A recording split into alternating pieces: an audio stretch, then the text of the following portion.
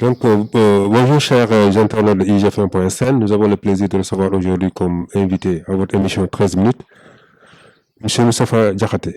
Monsieur Moustapha Diakhaté, j'ai envie de vous dire, vous êtes habillé aux couleurs du parti Marombez, ou vous croyez en dehors du parti, ou bien vous êtes toujours dans le parti? D'abord, je vous remercie de cette invitation et je salue l'ensemble des personnes avec qui vous travaillez. Salut les Sénégalais et Sénégalais qui nous écoutent et souhaiter qu'on puisse passer une excellente émission. Écoutez, moi, je me considère toujours militant de l'Alliance pour la République pour une raison simple, c'est que les conditions de mon exclusion étant une violation flagrante des statuts et règlements de notre parti en matière disciplinaire, je considère que cette exclusion est nulle et non avenue. Donc, je me considère comme militant de l'Alliance pour la République. Mais ce n'est pas pour seulement ça que je porte le marron beige. C'est un tissu que j'aime. C'est une couleur que j'aime et que j'ai toujours porté d'ailleurs. Alors, en tout cas, ça vous va très bien. Merci. Alors,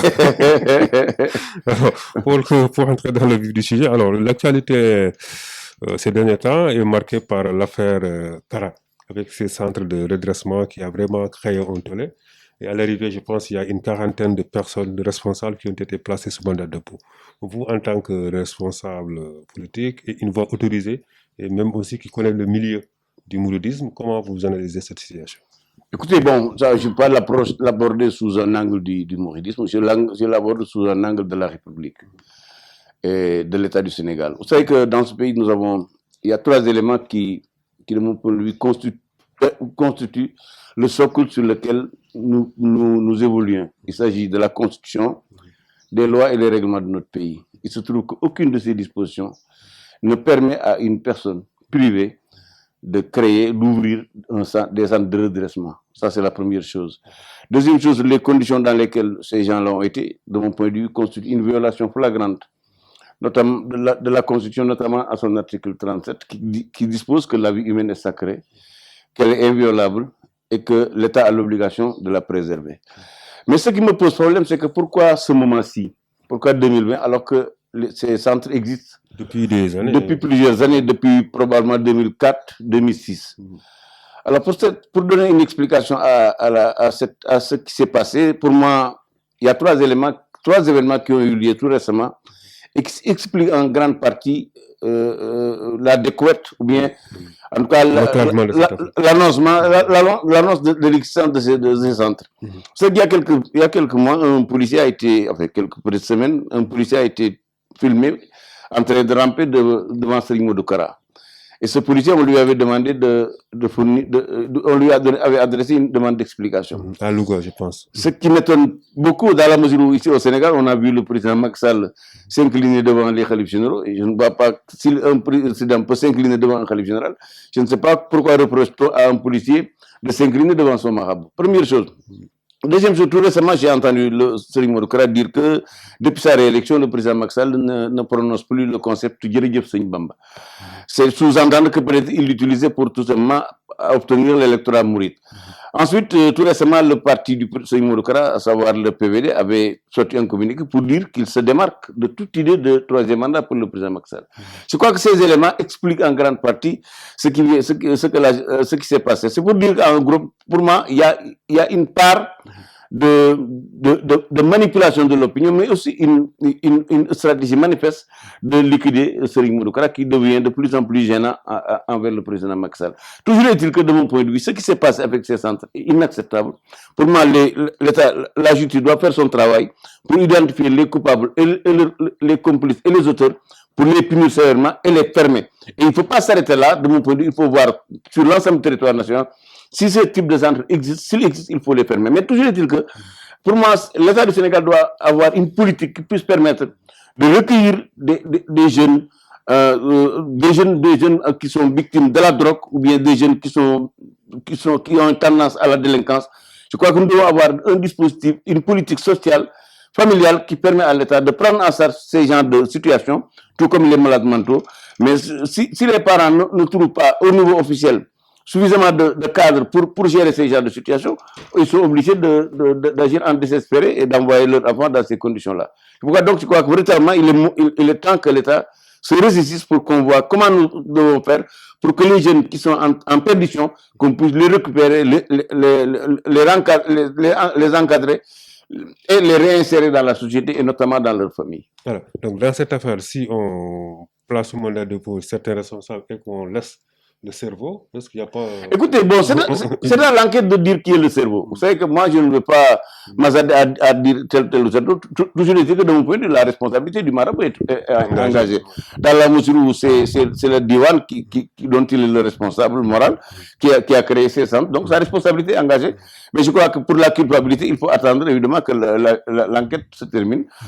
Et à partir de ce moment, je considère que toute personne qui est coupable par rapport à cette situation, de mon point de vue, doit répondre de ses actes devant la justice. Parce que dans un pays, vous savez que dans un état de droit, tout le monde doit être soumis à la loi, y compris l'État. Donc, il ne peut pas y avoir des personnes ou des lieux qui sont hors de l'état de droit, hors de la règle de droit. Donc, à ce niveau, bon, maintenant, c'est aux citoyens de veiller pour que les lampistes ne soient seulement sanctionnés et que tous ceux qui ont été participés, consciemment ou inconsciemment, à cette affaire-là soient sanctionnés. Et à ce titre, je crois que les maires qui abritent ces lieux, les préfets, les sous-préfets, et probablement les commissaires de police qui ont été au courant de l'existence de ces centres, eux aussi doivent être poursuivis. Il ne faut pas seulement qu'on se limite seulement à Serigne et à ces talibés. Pour moi, tous les démembrements de l'État qui ont été au courant et qui n'ont rien fait pour arrêter ces affaires-là, de mon point de vue aussi, doivent être sanctionnés. Donc on ne peut pas se limiter seulement au Dara. Voilà. Mais ce qui complique davantage cette situation, il y a certains parents de jeunes qui étaient dans ces centres qui reconnaissent vraiment les bienfaits. Écoutez, vous savez que, à mon avis, ce que Serigne Modou Sylla a créé ces Dara, c'est pour bien faire. Mais vous savez que dans un état de droit, c'est la règle de droit qui doit fonder toute action. Je ne crois pas qu'il puisse y avoir un agrément de l'État qui autorise l'ouverture de ces centres. Deuxième chose, je ne suis pas sûr que les personnes qui ont été chargées d'encadrer ces jeunes-là soient suffisamment formées à cet effet. Donc, de mon point de vue, ces parents-là qui disent que les bienfaits, à mon avis, ils doivent être poursuivis pour complicité quand même de mauvais traitement de leurs enfants. Comme l'a été le père du jeune. Ah bon, écoutez, c'est son problème. Moi, je crois que si envoyer son enfant dans ces conditions-là, pour moi, c'est une infraction à la loi et ça mérite punition, même si on est père de l'enfant. Alors, bon, nous restons un peu dans la même veine. Aujourd'hui, avec l'immigration clandestine, ce n'est pas beaucoup de jeunes aussi tentent la mer. Voilà, faute d'espoir ici au Sénégal. Oui. Écoutez, vous savez bon, ce qu'il faut faire pour le moment, c'est d'endiguer le phénomène. C'est-à-dire empêcher la construction, le convoi et le départ des pirogues en destination de l'Espagne.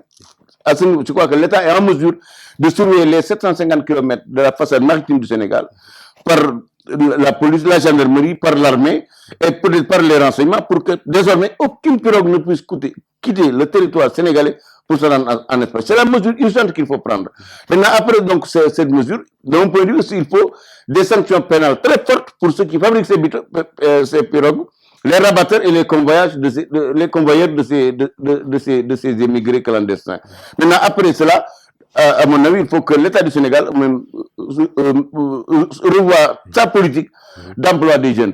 Et à ce titre-là, moi, je crois qu'il faut qu'on s'oriente davantage vers le secteur privé national. Vous savez que depuis l'opération le maîtrisard chômeur jusqu'à la DER, l'État a tendance à vouloir trouver des moyens pour aider les jeunes à avoir des emplois. Je crois que ce n'est pas son rôle. Moi, je crois que ce que l'État doit faire, c'est d'aider le secteur privé national à se fortifier, à se renforcer et à recruter des Sénégalais. Et à partir de ce moment, la question de l'emploi peut être réglée. Parce qu'à mon avis, l'État n'a pas pour mission de régler la question de l'emploi, mais il n'en a pas les moyens. Par contre, si on renforce notre secteur privé national, aussi bien au niveau de la pêche, de l'agriculture, de l'élevage et de l'artisanat, et probablement de l'industrie, nous pouvons effectivement aider des jeunes à trouver du travail stable, à du travail décent, pour pouvoir gagner correctement leur vie. Donc, si je me souviens, c'est la recrudescence de ce phénomène est la preuve que l'État a échoué dans sa politique. C'est l'échec de l'État. Ce n'est pas seulement quand je dis à bien former les jeunes et à permettre à notre économie d'absorber ces demandeurs d'emploi. Vous savez qu'au cours des années 80, le Sénégal a connu une mortalité industrielle extraordinaire. C'est à partir du moment que toutes les industries ont été liquidées. Bon, avant, c'était des industries plus ou moins publiques, mais ça a été liquidé. Et depuis lors, on n'a pas encore réussi à réindustrialiser notre pays. Et à côté, nous n'avons pas modernisé notre pêche, encore moins notre élevage et notre agriculture au sens large du terme. C'est pour dire donc que véritablement l'État du Sénégal n'a pas réussi jusqu'ici à permettre à notre pays d'avoir une économie assez forte, d'industrie assez forte, d'entreprises assez forte pour recruter des Sénégalais. C'est pourquoi ma conception, c'est qu'il faut que l'État aide d'abord le secteur privé national à se renforcer, à gagner des marchés pour pouvoir maintenant recruter des Sénégalais. Au lieu, malheureusement, de ce qu'on constate, c'est que s'il s'agit des travaux publics, l'essentiel des marchés sont gagnés par des étrangers, que ce soit les Turcs ou bien les Chinois. Et je crois que ce n'est pas avec cette façon-là qu'on va régler la question du chômage au Sénégal. Alors, les Chinois, ils sont dans les travaux publics, ils sont aussi dans l'arachide. Ils sont partout. Donc, la campagne arachidière, et voilà. Oui, mais c'est pas une mauvaise chose en soi hein, que les Chinois soient là. Parce que nous sommes dans la mondialisation. Je crois que c'est à nous de voir ce qu'on peut gagner en comparant avec la Chine. Pour moi, c'est une opportunité qu'a le Sénégal de trouver un marché aussi immense que la Chine pour écouler sa production arachidière, mais de produire, exporter des graines d'arachide 60 ans après l'indépendance. Pour moi, véritablement, c'est une honte. À mon avis, il faut d'abord qu'on augmente notre production agricole. On peut, pourquoi pas aller jusqu'à 5 millions en cultivant et pendant l'hivernage et pendant la saison sèche, avec de l'irrigation, pour avoir des tonnages extrêmement importants et les transformer sur place pour maintenant les exporter vers la Chine. Je crois que si on le fait, ça va tout permettre en tout cas de booster l'agriculture sénégalaise et surtout peut-être de créer de nouveaux emplois, des emplois ruraux, ce qui permettra peut-être aux jeunes de rester dans le monde rural et ne pas s'aventurer à venir dans les villes ou bien à aller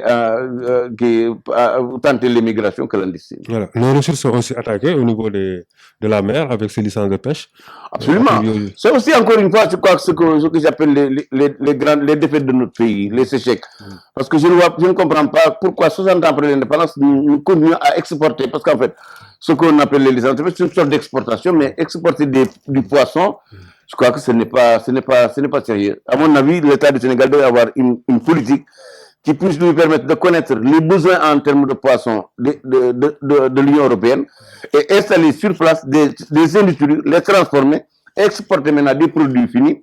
Ça va apporter de la valeur ajoutée pour l'économie sénégalaise en termes d'exportation, mais surtout, ça va créer des emplois avec ces industries du poisson. Et aujourd'hui, ce qu'on constate, c'est que pour l'essentiel, on exporte du poisson brut et je crois que véritablement, on peut faire mieux. On doit pouvoir faire mieux. On peut faire mieux. Donc, merci, M. Diakhaté. C'est moi qui vous remercie. Bon, c'est une occasion peut-être pour m'adresser aux Sénégalais.